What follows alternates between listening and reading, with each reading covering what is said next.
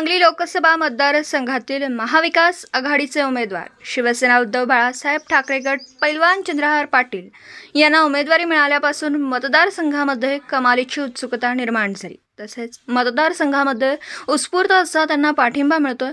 मिरज पूर्व भागातील कळंबी, मालगाव, गुंडेवाडी, खंडेराजुरी, एरंडोली, सलगरे, खटाव, बेडग प्रचारादरम्यान पदयात्रा व बैठका पार पडली। यावेळी राष्ट्रवादीचे नेते मनोज बाबा शिंदे, बापूसो बोरसे, माजी जिल्हा परिषद सदस्य आप्पासाहेब फुले, प्रमोद इनामदार, विधानसभा क्षेत्र प्रमुख तानाजी व जिल्हा उपप्रमुख महादेव मगदूम, तालुका प्रमुख संजय काटे, विशाल सिंग राजपूत, सिद्धार्थ जाधव तसेच गावातील ज्येष्ठ नागरिक व युवक मोठ्या संख्येने उपस्थित होते।